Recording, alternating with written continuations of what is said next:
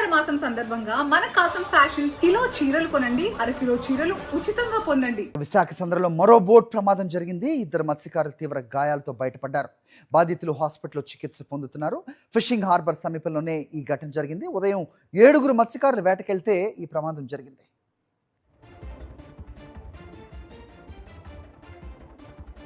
Right, ఇదే అంశంపై updates మా కరెస్పాండెంట్ అనిల్ ఇస్తారు. అనిల్, ఎలా ఉంది వాళ్ళిద్దరి పరిస్థితి? మిగతా 5 ఎక్కడున్నారు? ఏంటి మీ దగ్గర ఇన్పుట్స్? హరి, గాయాలైన 2 మత్స్యకారులు ఆసుపత్రిలో చికిత్స పొందుతున్నారు. మరో 5 సురక్షితంగా బయటపడ్డారు. హార్బర్ మౌత్ ఏదైతే ఉంటుందో ఔటర్ హార్బర్ వద్ద మరపడవపై 7 మత్స్యకారులు వేటకు వెళ్తున్నారు. ఈ క్రమంలోనే బోటు ప్రమాదానికి గురైంది. బోటు పూర్తిగా బోల్తా పడినటువంటి సందర్భంలోనే బోటు వారి మీద పడడంతో అక్కడ ఉన్నటువంటి మత్స్యకారులకు గాయాలయ్యాయి. వెంటనే సమాచారం అందుకున్నటువంటి మత్స్యకారులు వేరే బోటులు వెళ్లి వారిని రక్షించేటువంటి ప్రయత్నం చేశారు. పూర్తిగా 7 కూడా రక్షించారు. 2 తీవ్ర గాయాలయ్యాయి. అయితే వరుస బోటు ప్రమాదాలు మత్స్యకారులను ఆందోళనకు గురి చేస్తున్నాయి. పూర్తిగా వేటకు వెళ్లేటువంటి క్రమంలో బోటు ప్రమాదాలు జరగడం తీవ్ర కలవరపాటుకు గురి చేస్తున్నటువంటి నేపథ్యం కనిపిస్తుంది. మరోవైపు ఇప్పుడు జరిగినటువంటి ప్రమాదంలో బోటు పూర్తిగా దెబ్బతిన్నట్టుగా మనకు సమాచారం అందుతుంది. అలాగే మత్స్యకారులు సురక్షితంగా బయటపడ్డారు. 5, 2 గాయాలయ్యాయి. వారిద్దరు కూడా స్థానికంగా ఉన్నటువంటి ఆసుపత్రిలో చికిత్స పొందుతున్నారు. అసలు ప్రమాదం ఎలా జరిగిందనే దానిపై స్పెషలిస్ట్ అధికారులు విచారణ చేపడుతున్నటువంటి సందర్భం కనిపిస్తుంది. మొత్తంగా చూస్తే అనిల్, అంటే ఎలా జరుగుతున్నాయి ప్రమాదాలు? అంటే ఈ మధ్య ఏమన్నా రఫ్ గా ఉంటుందా? విండ్స్ ఎక్కువగా ఉన్నాయా? ఏం చెప్తున్నారు మత్స్యకారులు? వాళ్ళతో మాట్లాడే అవకాశం ఏదైనా దొరికిందా? ఎక్స్పర్ట్ ఏదన్నా కామెంట్ చేస్తూ ఉన్నారా? ముఖ్యంగా ఉత్తర కోస్తా తీరం వెంబడి గాలుల తీవ్రత అధికంగా ఉంది హరి. అత్యధికంగా 60 కిలోమీటర్ల వేగంతో గాలులు వీస్తున్నాయి. ఈ క్రమంలోనే బోటు ఔటర్ హార్బర్ లోకి వెళ్లి మెయిన్ సీలోకి వెళ్తున్నటువంటి క్రమంలో ఆటుపోట్లు ఎక్కువగా ఉంటాయి. సముద్ర వాతావరణం కూడా అలజడిగా ఉంటుంది. ఇదే క్రమంలో బోటు బోల్తా పడిందని ప్రాథమికంగా నిర్ధారణకు వచ్చారు. హార్బర్ నుంచి బయటకు వెళ్తున్నటువంటి ఆ క్రమంలోనే అలల తాకిడికి బోటు తిరగబడింది. కింద మత్స్యకారులు ఉండిపోవడంతో వారికి గాయాలయ్యాయి.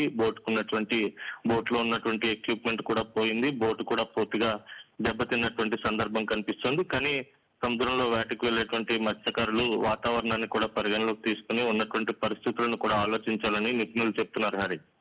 ఎంత దూరం వరకు వీళ్ళు వెళ్ళారు సముద్రంలో? సో రిటర్న్ ఎక్కడ వరకు తిరిగి వచ్చింది ఇది అంటే ఏం చెప్తారు? హరి, హార్బర్ నుంచి దాదాపు ఒక 300 నుంచి 400 మీటర్ల దూరంలోనే ఈ ప్రమాదం జరిగింది. ఎందుకంటే హార్బర్ మౌత్ ఉంటుంది. ఫిషింగ్ సముద్రం నుంచి బోట్లన్నీ కూడా లంగర్ వేసేందుకు ఫిషింగ్ హార్బర్ లోకి వచ్చేటువంటి మౌత్ ఏదైతే ఉంటుందో ఆ మౌత్ నుంచి బయటకు వెళ్లేటువంటి క్రమంలోనే ప్రమాదం జరిగినట్టుగా సమాచారం అందుతుంది. ఏదైతే రిటైనింగ్ స్టోన్ వాల్ ఉంటుందో అక్కడ బోటు బోల్తా పడింది. పూర్తిగా ఆ బోటు దెబ్బతిన్నటువంటి నేపథ్యం కనిపించింది. ఎందుకంటే హార్బర్ లో ఉన్నటువంటి వాటర్ అంతా కూడా చాలా ప్రశాంతంగా ఉంటుంది. ఎక్కడ కూడా ఆటుపోట్లు ఉండవు. హార్బర్ మౌత్ నుంచి బయటికి వెళ్లేటువంటి క్రమంలో ఆటుపోట్లు ఎక్కువగా ఉంటాయి. అలల తాకిడి ఎక్కువగా ఉంటుంది. సముద్రం అలజడిగా ఉండి ఏదైనా సిస్టమ్ ఉంటే గనక దాని తీవ్రత మరింత ఎక్కువగా ఉంటుంది. అలాంటి సందర్భంలో మత్స్యకారుల జాగ్రత్తలు తీసుకోవాల్సినటువంటి అవసరం కూడా ఉంటుంది. ఆ మౌత్ ని క్రాస్ చేసేటువంటి క్రమంలోనే ప్రమాదం జరిగినట్టుగా మనకు సమాచారం ఉంది హరి.